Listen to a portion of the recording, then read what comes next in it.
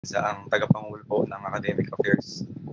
At kaya po tayo merong pagtitipon ngayon ay para kumuha po ng mga opinion, concerns, feedback or recommendations po from students na part ng mid-year 2025 since sobrang tumaas po yung bilang po ng mga nagpe-petitioner ngayong may zero-based grading system.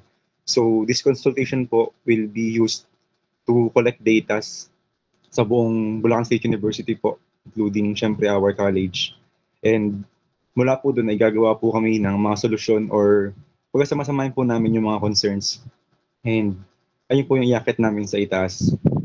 So, ayun, maraming salamat po agad-agad ngayon sa mga dumalo at sa lahat na konseho na narito. So, para po magkaroon po tayo ng background sa zero-based at kahit alam naman po nating lahat, basically nawala po yung transmutation of grades na 50% and nag-start po lahat ngayon sa zero. Na-implement po siya nung second sem and kita naman po nating lahat na bagamat may mga nakasunod ay mas marami pong hindi nakasunod at mas marami pong nag-suffer under this new grading system. So, ayun po, nakita po natin yung impact na tumaas po yung mga nagpipetition, gaya po sa COE. Sa COE po, before pa kahit walang zero-based ay meron ng mga petitioners. Pero ngayong may zero-based po ay sobrang tumaas po yung bilang sa buong BSU. So, ayun po, ang goal po ng consultation ayun po, to gather data and document real student experiences and to amplify po yung voices po ng students since kayo naman po talaga ang nakaka-experience ito, tayong lahat po. So, sa may form naman po, may send po akong form mamaya sa League of Class Mayors. Bale, ang laman po ng form, ang hiningi po ng form ay yung basic information po natin. Like, yung nga po, yung mga kung anong college, kung anong program, ganyan. And yung pinakamahalaga po is yung third and fourth pages. Bali, nandun po lahat yung mode of learning for the subject. If face-to-face po, online,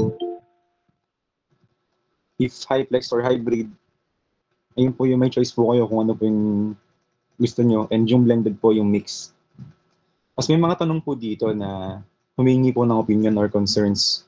Kaya po ng mga classroom or facilities, if enough daw po ba ngayong mid-year na na-experience nyo? And gano'n po kabigat yung academic workload? Marami po bang tambak? And ano po yung epekto niya sa mental and emotional well-being po nating mga estudyante? Basta may tool po, yung class code lang po and yung title.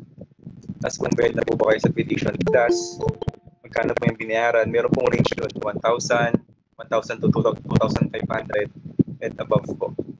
Tapos ilang araw po kada weekly. Yung mga ganun tanong po, bakit po kayo nag-petition? Ba't po ba kayo factor po ba yung zero-based grading kaya kayo nag-petition? And yung mga suggestions po or recommendations, paano po ma-improve yung process ng zero-based grading system?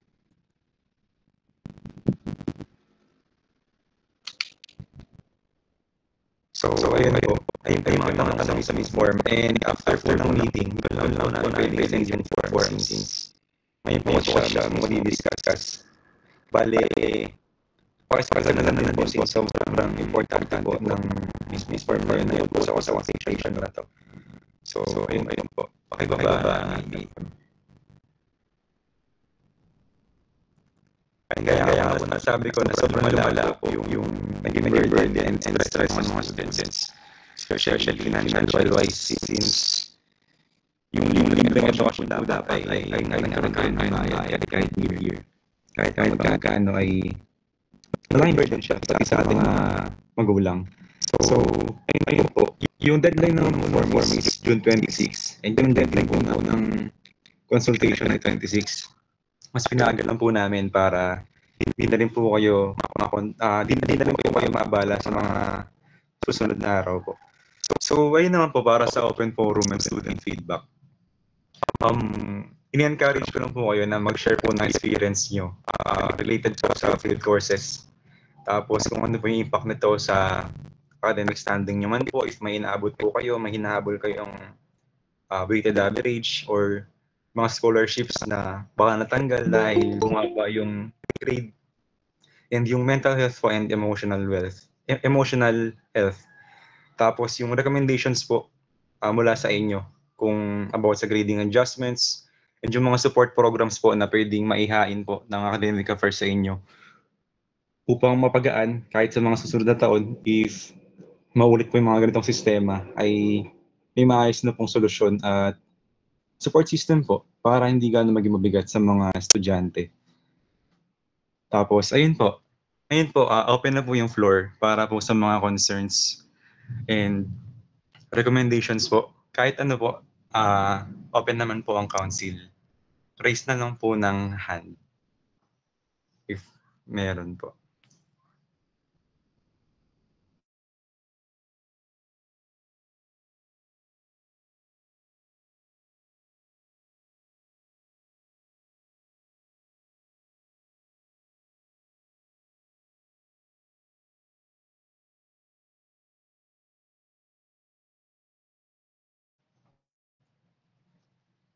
Hello po, open po ulit yung floor para sa mga questions and concerns po.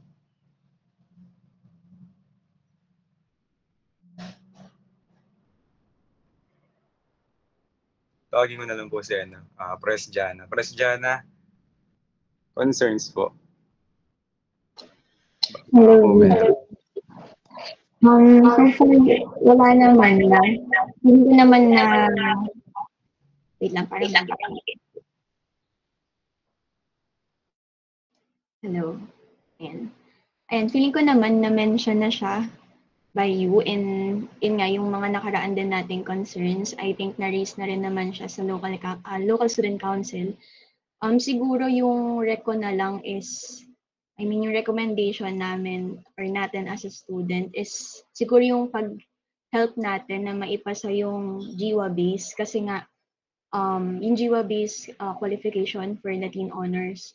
Kasi yun, until now, nagkakaroon ng problems yung students sa pag-open up sa parents nila. Yun pa rin yung nare-receive ko kasi until now na concerns from them. And I'm not sure din kasi na kung paano sila tutulungan to tell them sa parents nila. Kasi until now ay syempre may mga parents din na parang ayun, na nasira din kasi yung pangarap ng isang student dahil yun, naghahangad ng Latin or flying colors kapag graduation. Pero sa isang subject ay nawala na yun. So siguro po ayun na lang din so far yung sasabi ko. And if ever may concerns naman po ang legal management student, pwede naman po akong itap as well as yung ibang mayors din po since may GC naman po tayo to communicate. And itataas ko na lang din po ito kapag may mga certain concerns po ulit na na-raise sa LSE. Yun po, thank you. Ayun, thank you po. Noted po. Actually, problem din po namin siya sa council since karamihan po sa amin ay ganun din po. Nawala sa qualification ng Latin. Bali yung kabuuang SG naman po ay ayun po.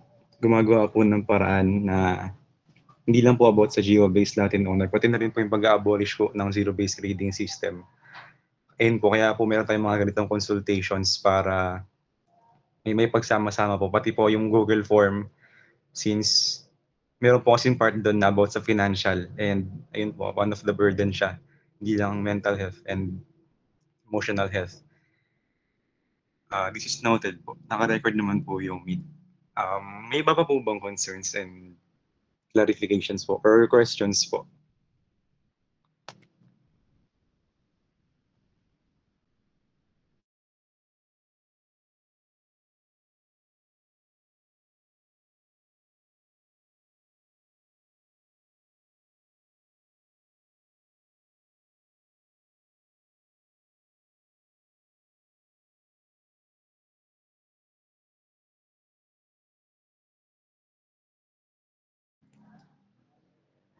Ayun, Chief Robles, nandito po si Chief Robles.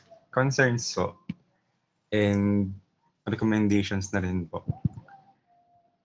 Para po ma-represent lang po yung criminology. Thank you.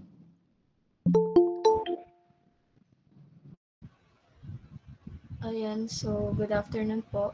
So wala pa naman po sa ngayon and binaprocess ko pa, binabasa ko pa itong nasa naka-present since kakapasok ko lang din and kakatapos lang po ng meeting namin. So thank you so much po. Ayun po. Bale, ayun, meron po tayong consultation about sa mga petitioners po natin. If hindi naman po tayo mga mayor, ay yung mga klase po natin na nag-undergo ngayon ng summer class, if meron po ba silang na-share sa inyo ng mga concerns nila, if mahirap ba or ano yung naging burden sa kanila, lumala ba yung stress nila or financially wise. Since nung nagkakaroon po ng pirmahan, marami po kasing nagbabackout ng pumirma for mid-year since may bayad nga daw po, ganyan. So, ayun po. Ngayon po, kino-collect po natin yung mga data. Bukod po sa may Google form na ipapasa ko po sa mayors, ay ngayon po, open forum na po tayo sa number 4 if may mga concerns po kayo or ano po yung tingin nyo may tutulong po ng Academica First po sa inyo. Ayun po, sa buong Bulacan State University naman po siya. So since parang kailang naman po yung CRIM ngayon, open po yung floor if may mga nare-receive po kayong concerns about po sa zero-based na, ayun po, part din po ng mid-year ngayong 2025. Ayan, so far, ang nare-receive ko pa lang na concern is yung about sa financial talaga. So nagkakaroon talaga ng problema yung mga, for example, yung mga kaklase ko sa babayaran kahit na marami na sila dun sa subject na pinepetition nila. Tapos ngayon, yung nagkakaroon din yata ng mga makeup class pa. Tapos concern na for example, tuwing Saturday na walang on-site, nagkakaroon sila ng mga internal arrangement tungkol sa pagpasok, ganun. So parang nahihirapan din si student and hindi pa rin yata aware yung mga instructor na walang on-site tuwing Saturday hanggang Monday, ganun. Ayun, thank you po, Chief. Bale, sa may form po, ayun, kaya po meron sa Google Form na sa may 4th page po, if about sa financial, if magkano po yung babayaran or if bayad na, para, ayun po, if puro about naman po financial yung problema, ayun, siguro doon din po tayo magbe-base, doon din po magbe-base ang ACADA first sa mga kailangan solusyonan po or if kaya ma-adjust. And yung mga support programs na rin po. Bale, ulitin ko na lang din po na yung deadline po ng form na i-send ay June 26. Pakasend na lang din po sa mga kanilang GCs if may mayor po na nandito. Tapos if may additional written concerns po ay pwede niyo pong i-submit sa amin po. Sa aming apat po na narito. Kahit sino po sa aming apat, kami rin naman po ang lahat ang magre-raise po. Miss Angel po, you're recognized. Thank you po. Can I say po yung suggestion and ano ko po, i-convey ko rin po yung mga concern ko. Ano lang po, nag-decide po ako kung tama po ba yung gagawin ko ngayon. So, ang gusto ko po sanang i-raise is possible po ba kasi malaki po kasi ang examination, 30%. Some of the students are really bad when it comes to written exam and I, especially one of those students. I wanted to share po if it's possible to have a prelims as well in here in Bulso. Since in another state, since another colleges po, they have a examination of 3, which is prelims, midterms, and finals. It will eventually help us students to kapag naman po may baksak po, ganyan, sobrang kabaksak, the prelims will help us naman din po. Yung po yung heard ko po sa ibang colleges. So, I wanted to, since po, binasa ko naman po yung manual, actually, if it is really possible, and I couldn't see much po yung possibility na magkakaroon pa po ng prelims dito. And ang tanong ko po since state college po tayo, pwede po ba kayo magkaroon tayo ng prelims examination? Thank you po. Ayun po. Bale, ang alam ko po kasi personally ay dalawa po talaga sa BSU, midterm and finals. If meron naman po sa ibang colleges, siguro po ay sa agreement na lang po nila. Bale, ito pong consultation po kasi ay hindi lang po sa ating college, and yung Google Form po ay hindi lang din po sa ating college. Bale, ang makaka-receive po niyan is yung pinaka-chair po ng Academic Affairs, si Sen JC po. And pagkasama-samahin po lahat ng colleges yung mga concerns. And if some other colleges po ay nag-recommend po ng about sa prelims or preliminary examination po, ay ayun, possible naman po dahil marami naman pong college ang involved. Lahat po ng college ay involved. So hindi po malabo na yung iba po ay mag-propose po ng ganyan or about sa adjustments po ng grades. Stated din naman po sa number 3 po ng open forum. So, ayun po, may possibilities po. And yung possibilities po na yun, yung chances po, ay depende po kung gaano karami po yung mag-propose po ng ganong solution po.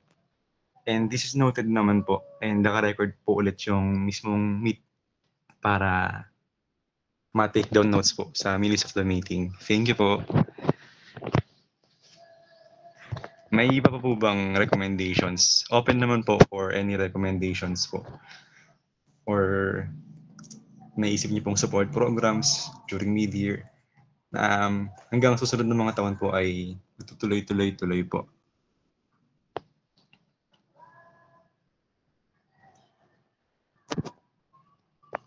Calling once, twice, and thrice. So, ayun po. Remind ko na lang din po ulit yung if may additional written concerns po, kahit po ilagay na lang sa Word and ipasa po sa amin sa email po namin or sa messenger po namin sa aming apat, or if mas prefer nyo po sa akin na po mismo para maiangat ko po agad sa Academic Affairs. So, ayun po, maraming salamat po ulit sa mga dumalo ng mga legal management students po mostly and criminology students din po. Malaking tulong po yung naging participation nyo po and presence para ayun po, mas sumangat po yung voices ng mga students. Konti lang po tayo ngayon, pero ayun po, i-advise ko na lang po na sagutan ng mga petitioners po natin yung forms para marami pa rin po yung numbers na hawak po natin. So, ayun lang po. Thank you po sa lahat. At exactly 3:33 po ay formally ko na pong na-adjourn yung meeting and you may leave the meeting na po. Thank you po. Thank you so much po.